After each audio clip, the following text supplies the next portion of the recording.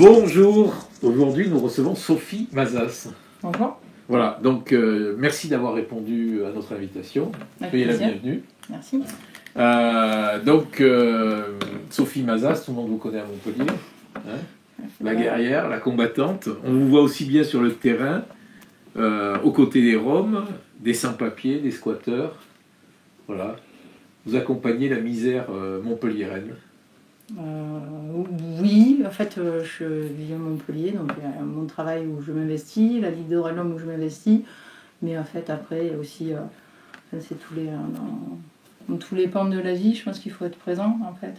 C'est, dans l'immeuble où je suis, je connais les gens, enfin, je parle avec mes voisins, comme tout le monde, quoi. C'est bien de parler avec ses voisins. Ouais, voilà. Bon, en fait, vous prenez des positions étayées, qui ne sont pas forcément dans l'air du temps.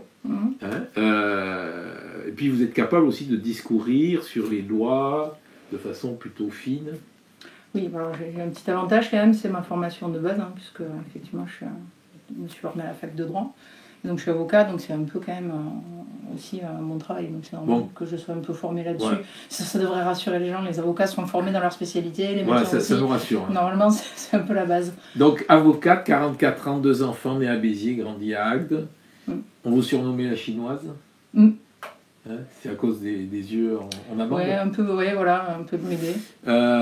Premier engagement à 10 ans pour la réintroduction de l'ours dans les Pyrénées. Oui, en fait, j'étais abonnée à une revue du WWF. J'étais comme beaucoup d'enfants, je pense aussi avec Pif Gadget. Donc en fait, voilà, c'est un peu une génération. Et il y a eu cette campagne effectivement pour la réintroduction de l'ours dans les Pyrénées. Et donc on avait des petits autocollants à coller sur les pièces de 10 francs, ce qui a été totalement interdit par la suite.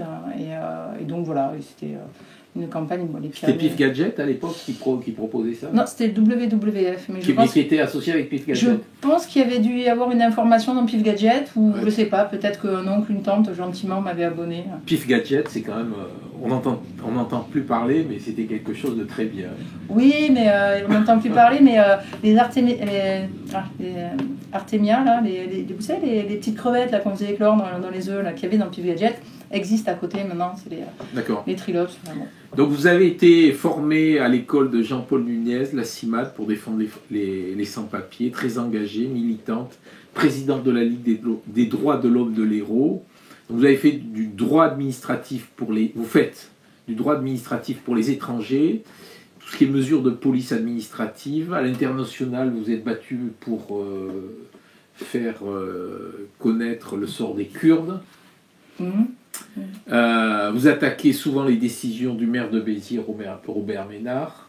Oui, j'ai eu des contentieux que j'ai introduits pour la Ligue des droits de l'homme sur les décisions du maire de Béziers, et pour quasiment toutes, les 3/4, nous avons gagné, soit à la Cour administrative d'appel de Marseille, soit devant le Conseil d'État, notamment sur le couvre-feu qui avait été instauré sur certains quartiers, qui a été annulé effectivement au Conseil d'État. Et sur la crèche dans la mairie aussi, oui, aussi, oui. Vous avez gagné? Oui, sur Béziers, Beaucaire, aussi dans le nord de la France, parce que la question n'est pas de savoir si la Ligue des droits de l'homme aime ou n'aime pas les crèches de nativité. On peut tous avoir notre avis, on considère qu'il peut y en avoir sur le parvis des églises, dehors. La seule chose, c'est que dans le siège en fait d'une collectivité territoriale, on ne doit pas marquer en fait de préférence religieuse, tout simplement parce qu'il ne faut pas que les administrés, lorsqu'ils viennent, alors en l'occurrence c'était voté pour les élections, alors je ne sais plus si c'était régionale ou européenne à l'époque lors de la première crèche, aient l'impression en fait de ne pas pouvoir accéder comme tout le monde, comme tout un chacun, parce qu'il y aurait, j'allais dire, un favoritisme, ou pareil, lorsqu'on vient chercher un acte d'état civil. Il est important en fait que la laïcité soit respectée et surtout ne soit pas instrumentalisée. Et je trouve que c'est dommage justement d'utiliser ce symbole en fait, parce que par ailleurs les religions, pour certaines, enfin, ont toutes d'une certaine manière une vision de paix. Enfin, la crèche, ça peut être très, très beau. Mais en fait, l'utiliser pour dresser les gens les uns contre les autres, je trouve ça assez déloyal. Et c'est comme à Beaucaire. Je veux dire, à Beaucaire, il y a toujours eu des santons et une crèche de santons dans une salle d'exposition qui est à l'extérieur de la mairie. Et le maire de Beaucaire a introduit cette crèche dans l'hôtel de ville. Quel est l'intérêt si ce n'est provoquer en fait, on va dire, du ressentiment, faire croire qu'on interdit les crèches alors que c'est juste le fait de les mettre dans le siège de l'hôtel de ville. Et là, l'instrumentalisation, je trouve qu'elle est dommage. D'accord. Donc voilà, vous êtes combattante. Merci de me laisser le temps d'expliquer les choses parce que souvent on manque de pédagogie et du coup faire les choses comme que les gens les comprennent. Vous allez voir, le format de l'entretien dure à peu près entre 20 et 30 minutes, donc c'est un format long, donc vous pouvez parler. Voilà. Ouais, mais c'est intéressant. Donc vous vous dites très classique, donc vous aimez lire, vous aimez faire un potager, jardiner, sport collectif, voler, nager en pleine mer, la bande dessinée, le manga. Voilà, alors votre souhait personnel, c'est de... L'engagement que vous aimeriez, c'est que tout le monde prenne 10 minutes par jour pour réfléchir à la citoyenneté. En fait, aux choses de la cité, c'est-à-dire pas au concept de citoyenneté, à qu'est-ce qui se passe en fait là où je vis, quelles sont les décisions générales et quel point de vue j'ai.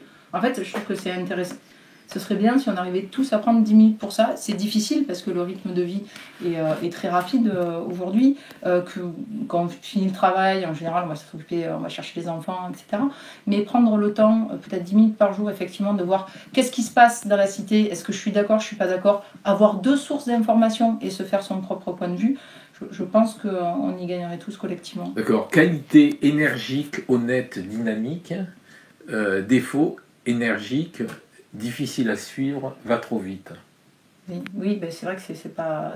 En général, elle a les qualités de ses défauts. Et parfois, je suis un peu... Vous aimez parler aussi. Je suis pas aucun. Donc, voilà. Donc, avant de partir sur les questions, je vais vous présenter là, le prochain numéro de La Glorieuse. Donc, on revient sur la subvention de 150 000 € votée par la métropole pour l'aéroport et la polémique qui plane sur l'aéroport. Voilà. Oui, bah, je ne suis pas spécialiste de ces questions. Je sais qu'il y a pas mal de questions de financement croisé en fait, sur les aéroports. Greenpeace n'est pas d'accord. Oui, et en fait, il faut... Les Verts font l'autruche. La question, en fait, ce qui m'a extrêmement surpris, c'est que, notamment au moment du confinement, la question s'est posée, en fait, qui prend l'avion régulièrement je pense que si, par exemple, chaque personne se limitait à un ou 2 vols par an, on n'aurait peut-être pas la pollution qu'on a actuellement. La plupart des gens ne peuvent pas se payer 1 ou 2 vols par an. Par contre, il y a beaucoup d'entreprises ou de personnes plus ou moins fortunées, mais assez fortunées, qui prennent l'avion régulièrement. Or, en fait, les taxes sur le kérosène et l'ensemble des taxes qui sont dessus ne représentent pas en fait le coût réel que ça a pour notre société au niveau de l'écologie, au niveau non plus de l'économie. Et donc, finalement, en fait, on fait payer le coût de la pollution aux plus pauvres pour développer un moyen de transport qui, finalement, privilégie aux personnes qui ont le plus de moyens et qui, surtout, est on va dire sur un constat global plutôt négatif pour l'environnement. D'accord. Alors, deuxième sujet, restriction des déplacements, la prison, des limites administratives. Troisième sujet, mots et gros mots. Le mot peuple, difficile à nommer. On revient sur les régionales et Robert Ménard, candidat, ou pas. Mais bon, il commence à sortir du bois. Et ensuite le portrait d'un ancien hérolté, Philippe Commerson, un fait naturaliste. Sophie Mazas, vous êtes présidente de la Ligue des droits de l'homme. Donc vous connaissez sûrement l'article 1er de la Déclaration des droits de l'homme, qui dit... Tous les hommes naissent et demeurent libres et égaux. Et la deuxième phrase? Ils ne sont, alors c'est sur la distinction en Ouais. fonction des...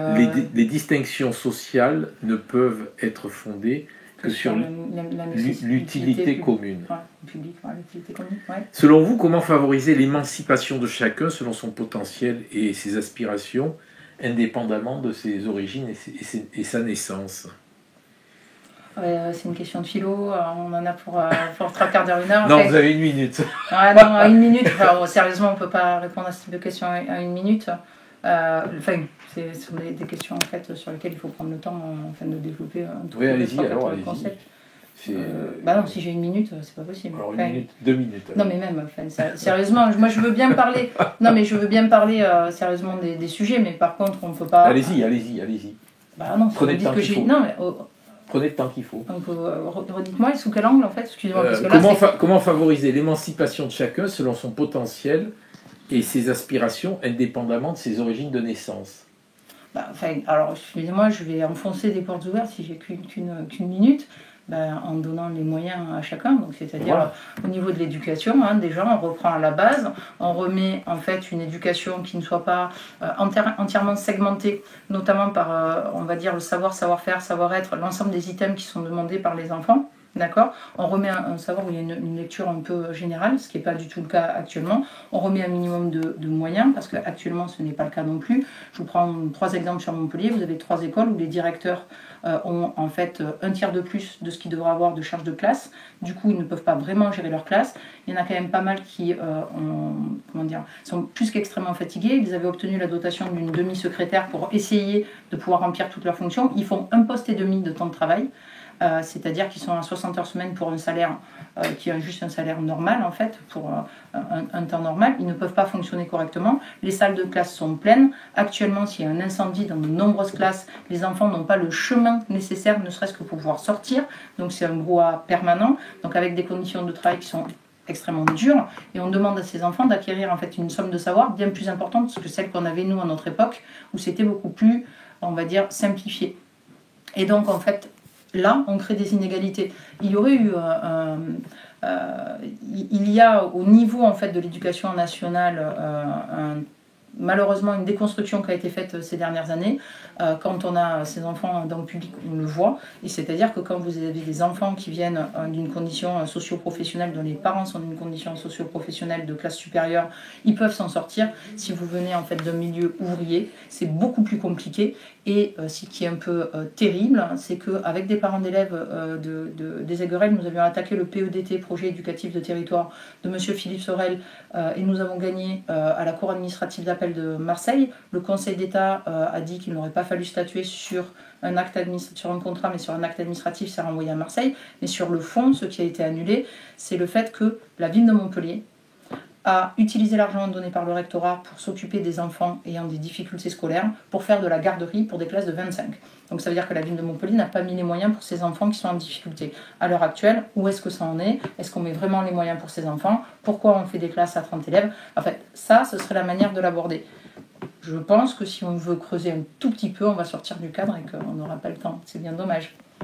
Oui. Et après, on me demande pourquoi je suis obligée d'aller vite. Ouais, mais si on veut pouvoir donner 3-4 éléments un peu solides. Non, mais il faut qu'on on passe d'une question à une autre. Ouais, mais sur des questions comme ça, on ne peut pas faire semblant. Et je veux dire, sur par exemple des questions aussi techniques que le PEDT, ou en fait le nombre d'élèves par classe, si on ne donne pas 3-4 éléments, en fait, on donne. Allez-y. Non, mais c'est pour ça que je les ai donnés, je viens de les donner, là. Enfin, je veux dire, mais c'est quand même de la réflexion. Donc, revenons sur la Ligue des droits de l'homme, fondée au moment de l'affaire Dreyfus.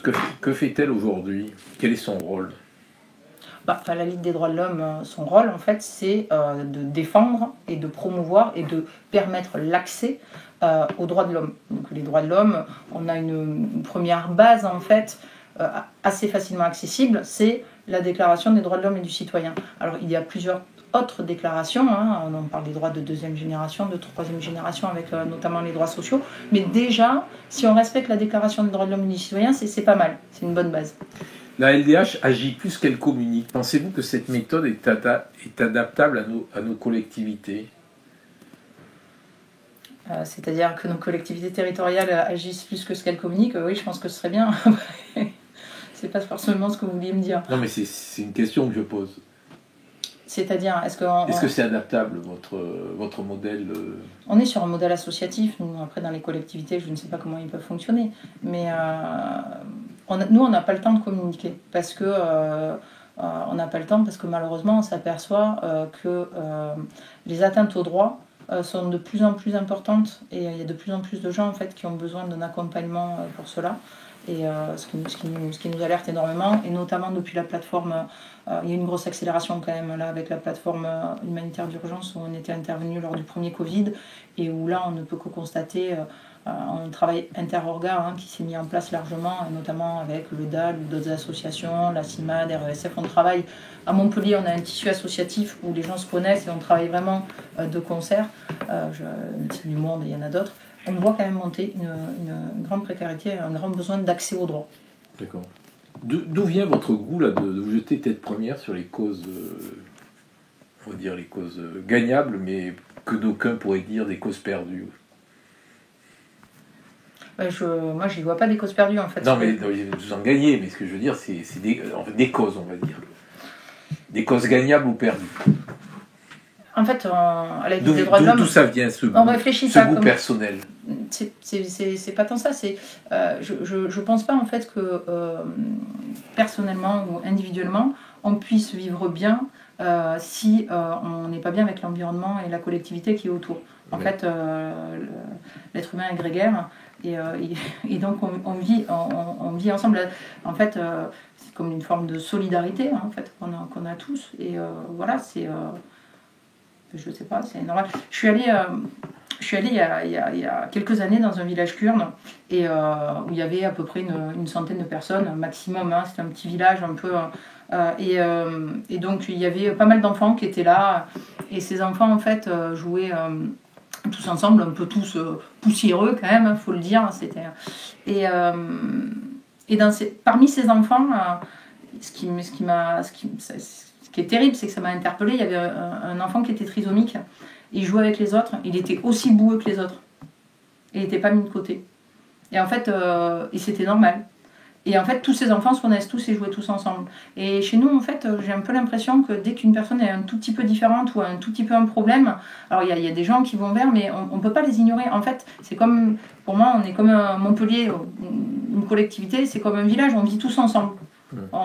Si vous prenez vos copains d'école avec qui vous étiez, je sais pas, en CP, en CE1, en CE2, bon, vous ne voudriez pas qu'aujourd'hui il y en ait un qui ait eu des problèmes dans sa vie et qui soit sur le bord du chemin et que personne n'ait à un moment donné l'entraide minimum qu'on doit avoir entre tout être humain. Ben c'est pareil pour tout le monde.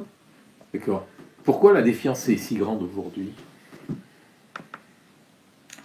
Parce que notre société elle est fragmentée. Elle est fragmentée parce que le système économique dans lequel on est fragmente un peu les gens. Elle est fragmentée de partout. Elle est fragmentée à l'école. Désormais, nos enfants, parce qu'il y a eu cette fragmentation, je vous parlais des items tout à l'heure, les enfants sont évalués item par item, individu par individu. On ne leur dit pas c'est la classe est bonne, vous allez passer, etc. C'est les élèves qui sont évalués pour après avoir un bon dossier à la fin du collège, pour pouvoir rentrer dans un bon lycée, pour pouvoir espérer rentrer à l'université. Ça s'est produit dans les 15 dernières années. Avant, ce n'était pas aussi prégnant que ça. Les conventions collectives ont explosé. Vous n'avez plus un salaire par rapport au diplôme, vous avez un salaire par rapport à un savoir, mais qui est pondéré par le savoir-faire ou le savoir-être, qui là n'est plus du tout garanti par un diplôme. On a une fragmentation de la société, on a une fragmentation qui est due aussi aux différents référents culturels, on a une qui viennent de divers endroits. Et donc ça contribue. Vous donnez le sentiment d'être sous tension permanente, pourquoi? Non, pas sous tension permanente, mais... Non, je ne suis pas sous tension permanente. Non. Là, je suis pas tendue. Si je donne l'impression d'être tendue, non, pas trop. Ouais, au taquet, quoi. Oui, bah alors après, j'ai de l'énergie. C'est pour ça que vous voyez, dans les côtés un peu difficiles ou négatifs, c'est de l'énergie, parce que des fois, ça fatigue les gens. Est-ce que vous êtes autoritaire? Je pense pas, peut-être, oui. Je sais pas trop. Vous avez du tempérament? Oui. Bah après... Il y a des moments où on fait tous montre d'autorité. Et il y a des moments où en fait on accepte aussi l'autorité des autres. En général, c'est dans des moments où il y en a besoin, effectivement. J'ai le souvenir de m'être retrouvée en haut de... il y a des moments où en fait vous suivez en fait les gens qui prennent certaines décisions. Moi ça m'arrive, des fois j'en prends d'autres et d'autres. Vous êtes plutôt dans le leader, quoi.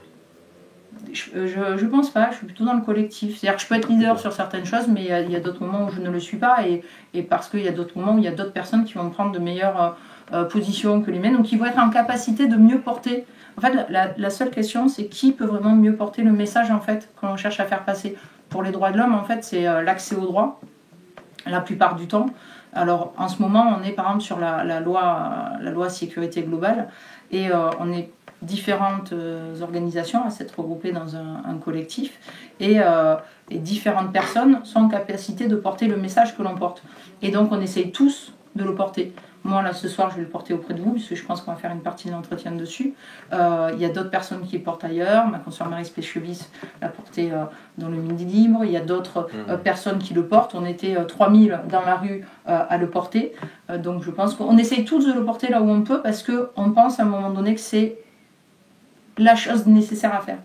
Donc on y vient là, la loi de sécurité globale, c'est l'indignation, la grande indignation du moment. La proposition de loi sécuritaire est très décriée pour des mesures qui sont carrément liberticides.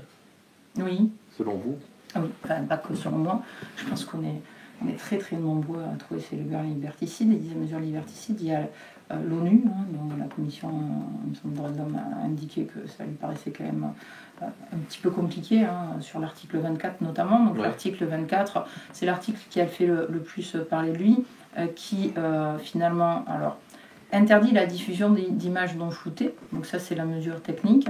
Ce que ça implique nécessairement, puisque ça va être un article de la loi pénale, donc ce que ça implique nécessairement, c'est qu'il n'y aura plus de direct. Puisqu'on ne peut pas flouter en fait quand on est en direct. Nécessairement, ça nécessite une intervention et donc un décalé. Donc déjà, toutes les personnes qui filment en direct, ce n'est pas possible. Deuxièmement, vous avez l'élément matériel. Quand vous serez en train de filmer, matériellement, vous caractérisez un des éléments matériels susceptibles de vous faire tomber dans le cadre de l'infraction. Et donc ça veut dire que la police peut intervenir et vous demander de justifier que vous ne filmez pas en direct, ou que vous avez l'intention de flouter. Donc c'est quand même aussi un autre élément. Mais ça, je vais vous dire, c'est l'article, on va dire, le plus dénoncé, qui atteint le plus la presse. Donc vos confrères et vous-même, vous avez bien vu la difficulté. Et les applications déjà qui se font finalement presque de manière anticipée. Et ce qui interpelle sur cet article, c'est le motif.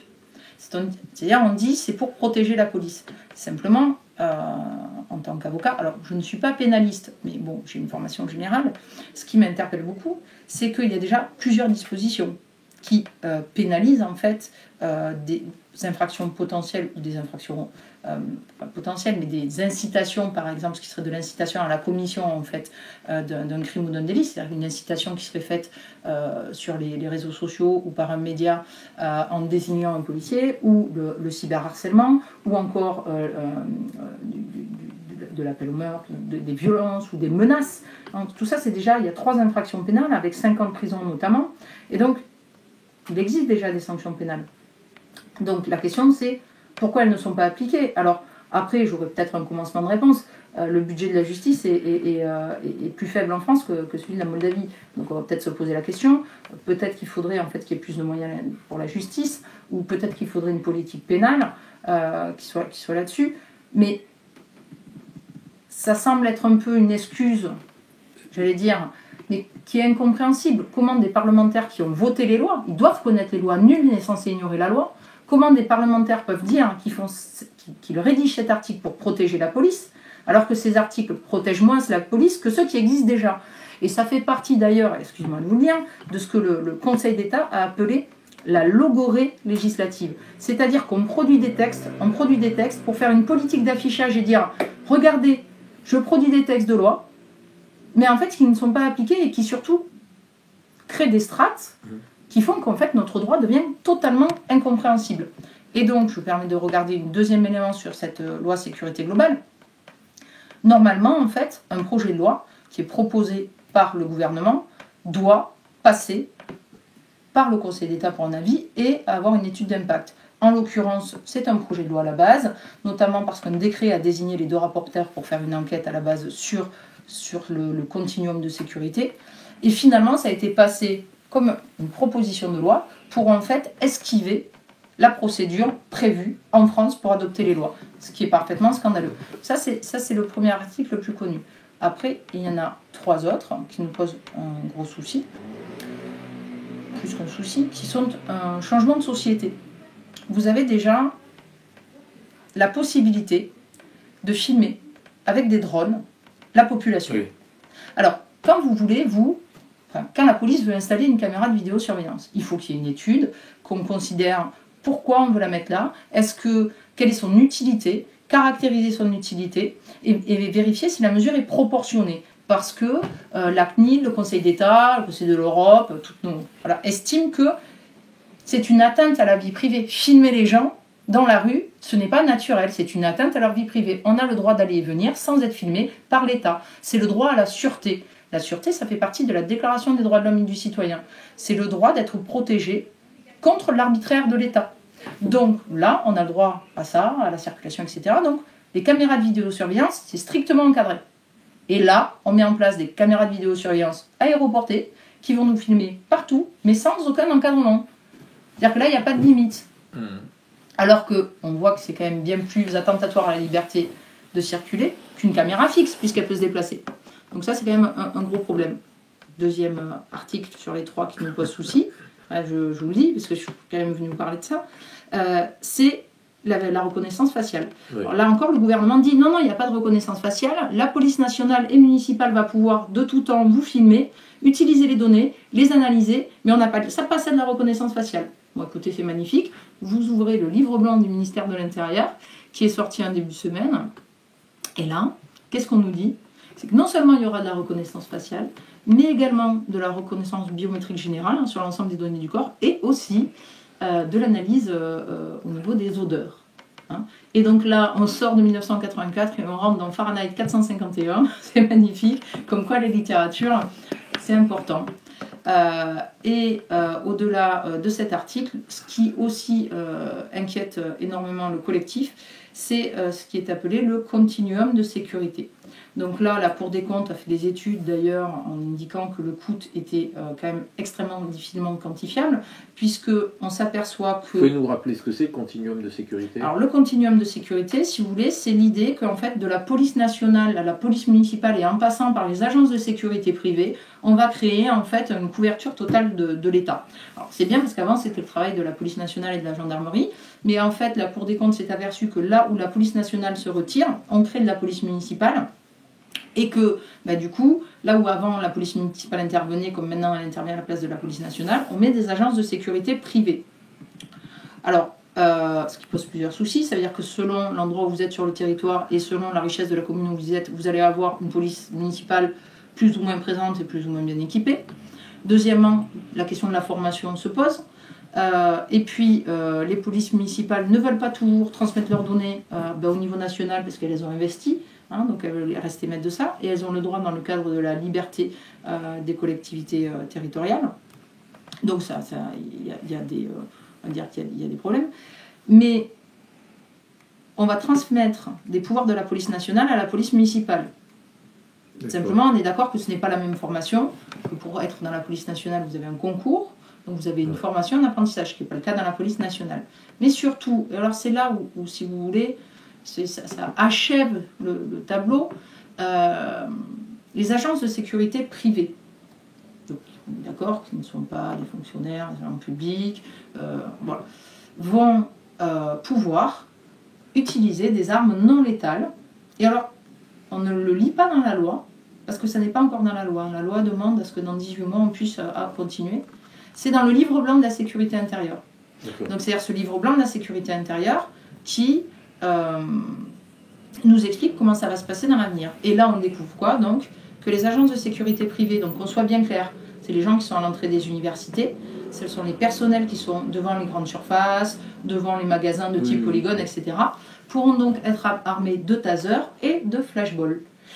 Alors, je rappelle que le flashball, c'est quand même une arme, alors non létale, certes, mais une arme de guerre.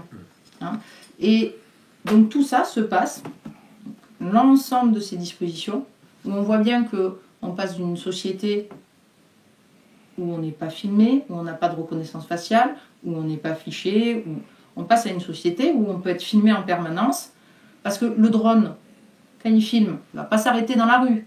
il va rentrer dans votre jardin ou dans votre salle à manger. Hein, on va vous dire, on ne va pas utiliser les images. Enfin bon, on a quand même un petit peu le droit de manger tranquille chez soi. Donc on change de société et tout ça se fait sous état d'urgence, à un moment où on demande aux citoyens de rester chez eux, d'être confinés, de respecter les distances sanitaires et donc où on limite la liberté de manifester, puisque vous aurez remarqué que sur l'attestation mise en ligne par le gouvernement, il n'y a pas la case « vous avez le droit de manifester ». Le gouvernement a totalement oublié. Il a mis « vous avez le droit d'aller faire vos courses », mais il n'a pas mis « vous avez le droit d'aller manifester ». Il y a les e-manifestations. Oui, alors la e-manifestation consomme quand même énormément d'énergie au regard en fait quand même du changement. On est quand même censé avoir pris conscience qu'on est dans l'anthropocène et que donc il y a des changements de comportement à avoir parce que sinon on est en train de consommer l'ensemble de l'énergie pour des choses qui ne sont pas forcément utiles. Une vraie manifestation, c'est quand même autre chose qu'une e-manifestation. Vous pouvez chanter avec les gens dans la rue sur vous voyez, des chants militants que vous ne pouvez pas. J'ai une question là, pourquoi selon vous l'État veut criminaliser toute diffusion d'images d'agents identifiables? Normalement, un agent doit porter un RIO. C'est un numéro qui permet de l'identifier. Nous avons constaté au niveau de la Ligue des droits de l'homme, et pas plus tard que samedi, puisque après la dissolution, certaines personnes ont été verbalisées. Elles ont été verbalisées par la police et personne n'avait de RIO. Donc en fait, si vous ne pouvez pas filmer les personnels, étant donné qu'ils n'ont pas de RIO non plus, écoutez, vous ne savez pas qui vous met ces procès-verbaux. Et là, on a une difficulté, c'est que la Déclaration des droits de l'homme nous dit que l'administration doit rendre des comptes, que la police est nécessaire pour nos libertés démocratiques, elle est là dans l'intérêt de tous et pas de ceux à qui elle a été confiée. Donc, il faut pouvoir demander à la police de rendre des comptes. Vous ne répondez pas à ma question. Je demande pourquoi l'État veut criminaliser toute diffusion d'images. Pour empêcher en fait qu'on puisse documenter. Parce que, et c'est là où c'est un petit peu terrible. Et qu'est-ce qui a généré cette demande sécuritaire? En fait, c'est quand même pas très compliqué. C'est les gilets jaunes, c'est les attentats. Vous avez remarqué qu'il y a eu un mouvement social important. Les gilets jaunes, on est d'accord, on n'est pas d'accord. À la base, c'était un mouvement social relativement bon enfant sur des ronds-points. Au bout de quelques semaines, à partir du mois de décembre, le gouvernement a décidé que ça n'était plus bon enfant et il y a une répression qui a commencé à être faite sur ce mouvement social. Une répression policière qui a été constatée par tout le monde. Et vous ne pouvez pas répondre à un mouvement social par la répression policière et judiciaire. Parce que dans ce cas-là, si vous voulez, ce n'est pas une réponse au mouvement social que vous faites. Et donc ce mouvement social continue. Les policiers ont été contraints de faire énormément d'heures supplémentaires. Et si vous voulez, ça a fini dans la violence. On va se dire les choses ouvertement. Nous avons documenté au niveau de la Ligue des droits de l'homme 10 personnes blessées au visage, dont le Conseil d'État. Alors, excusez-moi, le Conseil d'État, c'est le plus grand juge de France en droit administratif. Le Conseil d'État, dans la décision en référé sur les LBD 40, a dit, sur les seuls cas documentés qu'il y avait, c'était les cas de Montpellier, que les tirs étaient non réglementaires. C'est-à-dire que les gens n'étaient pas du tout en train d'agresser la police ou quoi que ce soit, ils étaient en train de refluer quand la police leur demandait de refluer, et ils se sont fait shooter comme des lapins. Et là, je vous parle de gens qui ont été blessés au visage par du LBD 40 et qui, depuis, ne dorment pas la nuit, ne peuvent plus travailler. En fait, c'est en arriver à ce que la police, en fait, tire sur les citoyens, c'est extrêmement grave. Et je tiens à dire quelque chose. À la Ligue des droits de l'homme, on a parfaitement conscience, en fait, de l'importance d'avoir, une police qui répond, on va dire, à un gouvernement, qui applique des lois, qui répond à un processus démocratique. C'est pour ça que tout à l'heure, je vous ai cité la Déclaration des droits de l'homme. On a conscience que dans les États où vous n'avez pas une police qui est contrôlée par l'État, et je prendrai l'exemple de la Colombie, où nous avons, dans le cadre de la journée de l'avocat menacé, nous soutenu nos confrères, où vous avez 200 avocats qui ont été tués par balle en 10 ans en Colombie par les cartels. Parce que là-bas, il n'y a pas de force de l'ordre qui soit au service et qui soit contrôlée par un système démocratique. Et ce qu'est en train de faire ce gouvernement, c'est qu'il est en train de dresser la population et les forces de l'ordre à l'encontre l'une de l'autre. Et ça, c'est extrêmement grave. C'est extrêmement grave parce que jusqu'à présent, je vais parler de nos camarades kurdes, les Kurdes nous disaient c'est incroyable, en France, vous n'avez pas peur de votre police. Parce que bon, les Kurdes, il faut quand même dire ce qu'il y a, en Turquie, ils ont subi une répression plus que violente. Nombre d'entre eux ont le statut de réfugiés politiques. Ils étaient toujours surpris. Ils vont dire, mais dans les manifestations à Montpellier, vous allez même des fois demander votre chemin à la police. Ils étaient stupéfaits. Eh bien oui, effectivement, aujourd'hui, nous n'allons plus que très rarement demander notre chemin à la police. Et ça, c'est vraiment dommage. Parce que ce qui s'est dit, ce qui a tourné en boucle là, sur les chaînes de télé ce week-end, c'est que il y avait beaucoup d'exagération contre la police sur les réseaux sociaux. Il y a des personnes qui étaient embêtées chez elles, vu qu'elles n'étaient pas floutées. Les familles étaient impactées.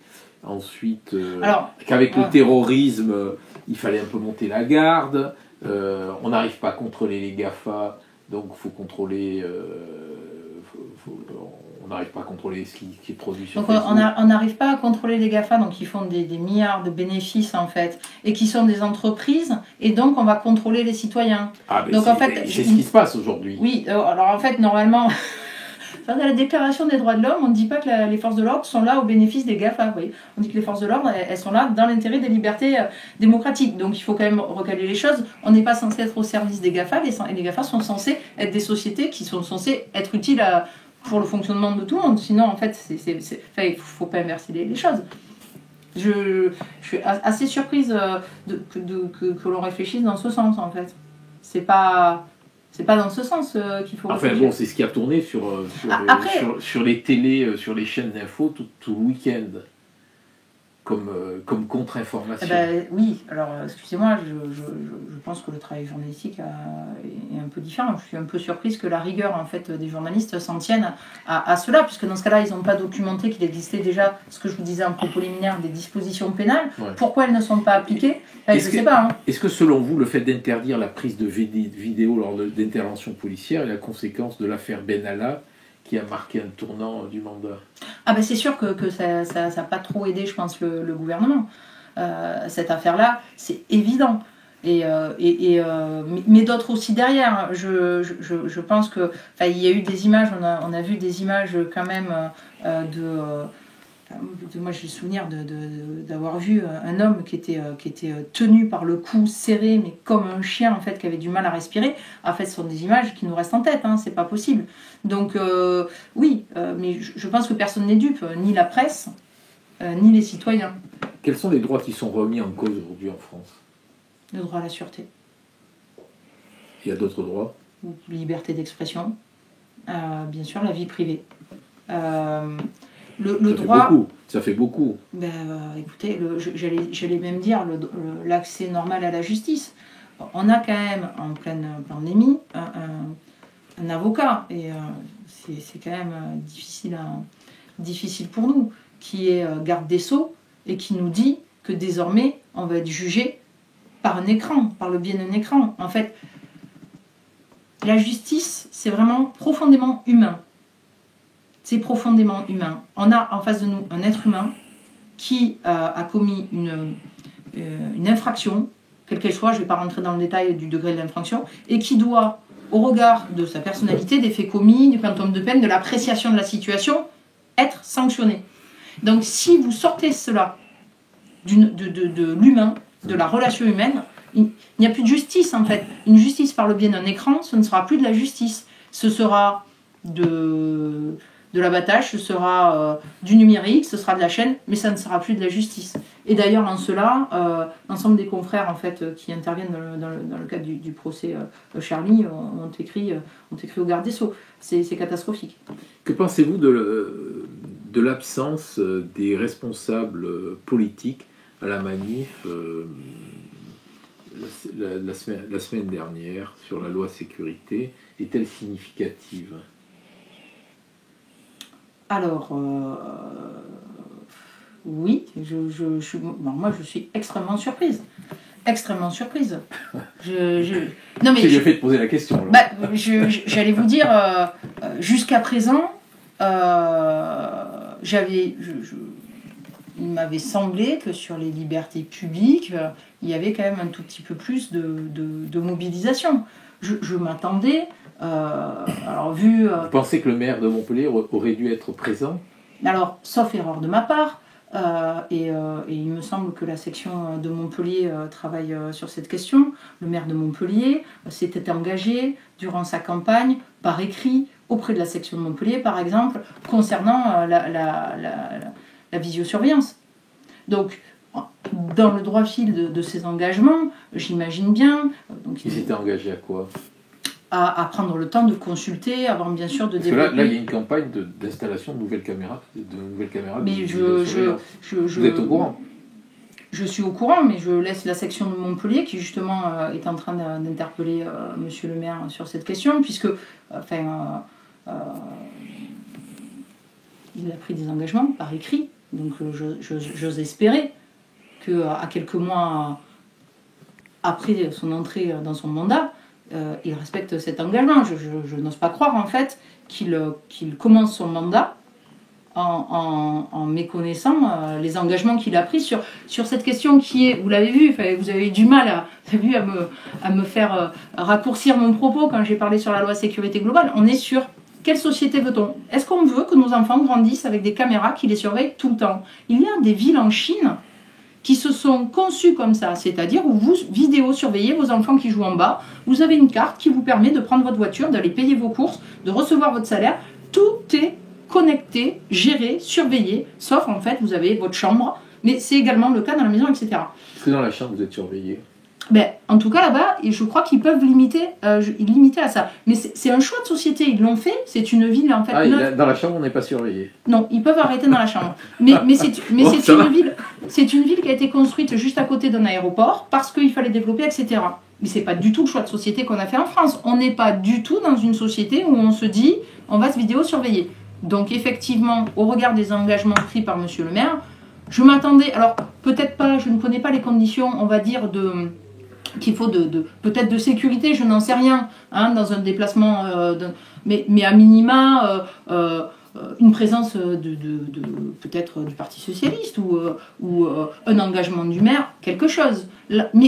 Mais peut-être que le cadre qu'il a choisi n'est pas celui-là et qu'il va se prononcer bientôt. Et c'est pour cela, je vous dis, que je vous laisse vous rapprocher de la section de Montpellier qui... De quelle section? La section Ligue des droits de l'homme de Montpellier, parce que moi je suis sur l'Hérault. Ah oui, d'accord. Donc en fait, les interventions qu'on avait faites étaient auprès du préfet de Béziers, du préfet de l'Hérault, du sous-préfet de Béziers, du procureur général concernant en fait sur l'ensemble du département le déploiement de la vidéosurveillance. On l'a fait depuis le mois de mai, hein, puisqu'il y a eu une décision du Conseil d'État. Mais la section de Montpellier, elle, travaille avec monsieur le maire. Donc je vous laisse vous rapprocher de la section de Montpellier. D'accord, ok, merci. Je vous en prie. Alors, encore deux questions avant la question chapeau. Ah. Vous savez, parce qu'on termine par la question chapeau. Non, c'est une tradition. Oui. Chapeau, il est là. Ah. Donc il y a eu la loi, il va y avoir la loi sur les séparatismes.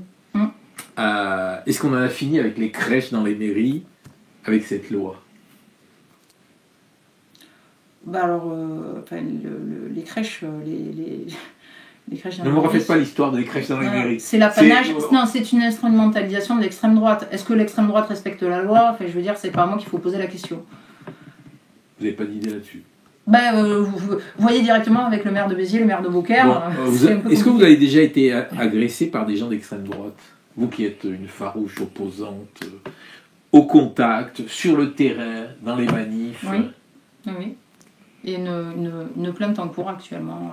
Donc j'attendrai une plainte en cours oui, contre des membres de la Ligue du Midi. Vous faites pas l'unanimité. Personne ne fait l'unanimité.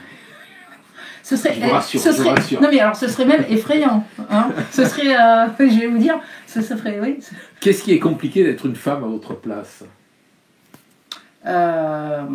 C'est en fait ce qui est, alors, au bout d'un certain nombre d'années, on se rend compte, ce qui est incroyable, c'est ces espèces de réflexes ou finalement d'ancrage ou de tradition ou de questions qu'on n'a pas se poser sur le fonctionnement de la société qui font en fait que c'est toujours normal en fait qu'un homme soit à la place où il est, mais qu'en fait pour qu'une femme y soit, il faut déjà prendre le temps d'y réfléchir. Je trouve ça incroyable par exemple que la nouvelle direction de l'Office du tourisme, il n'y ait que des hommes. Vous m'autorisez à vous poser Je cette trouve question. ça- Vous m'autorisez à poser Mais cette je n'ai question. pas, je n'ai pas de souci, mais je trouve ça. En fait, je ne comprends pas. Pourquoi, à un moment donné, est-ce que ça À la arrive. direction de l'Office de tourisme, il n'y a que des hommes. Oui, mais est-ce que c'est déjà arrivé qu'il n'y ait que des femmes? Non. Enfin, je veux dire, mais c'est ça qui est surprenant. Oui, non, mais vous avez raison. Enfin, Ça, je l'ai pas, on ne l'a pas checké, mais c'est incroyable. ben oui, enfin, je comprends pas en fait pourquoi aujourd'hui en 2020 on en est encore là. Qu'est-ce que Non, mais bon, alors vous sortez par une pirouette, c'est Non, l'exercice c'est- d'avocat. Je vous demande, Non, est-ce que c'est un exemple est-ce très que c'est concret, compliqué pourquoi est-ce que ça a été compliqué d'être une Non. femme à la tête de la Ligue des droits de l'homme? Alors, Héros. je dirais, moi Est-ce que vous avez été bousculé? Est-ce que voilà on va dire qu'il y a des moments où, mais c'est pas forcément à la Ligue, que à la Ligue des droits de l'homme. Enfin, je veux dire, globalement, ça m'a pas. Moi, chez les avocats? moi, ça m'a jamais empêché en fait de faire ce que je voulais. J'ai été éduquée en fait par des parents qui n'avaient pas, qui n'avaient pas non plus spécialement d'idées sur les questions de genre. En fait, à l'époque, ça se posait pas comme ça. Mais j'ai été éduquée très classiquement, je pense, pour quelqu'un de ma génération. Et je n'ai pas rencontré de difficultés particulières parce qu'en fait, je ne les ai pas forcément vues. Mais c'est vrai qu'à un moment donné, c'est un peu fatigant de devoir toujours faire un petit peu plus. Presque, on a l'impression des fois qu'un homme pour y arriver. La question chapeau, s'il vous Ouais. plaît. Alors, attention.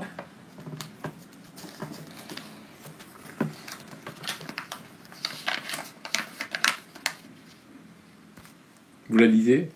Alors, quel est le principal clivage dans notre société aujourd'hui? Le pouvoir et l'argent.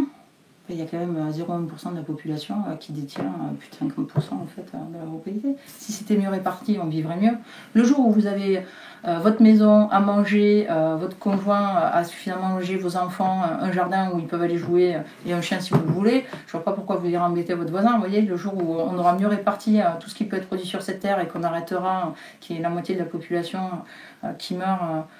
Voilà, de faim, enfin, la moitié de la population qui soit en tout cas dans la violence. Moi, je ne me sors pas de l'idée qu'on a 20 000 morts en Méditerranée et que s'ils étaient blancs, en fait, ça aurait fait un scandale. Et ça, en fait, ça vient aussi de ce que on tolère, en fait. On tolère que la majorité des richesses soit utilisée par une minorité de personnes. C'était le cas sur ce que je vous disais sur les vols au niveau du trafic aéroportuaire. Et voilà, et donc ce clivage-là, en fait, c'est celui, à mon avis, qui est le principal aujourd'hui. Très bien, je vous remercie. Merci à vous.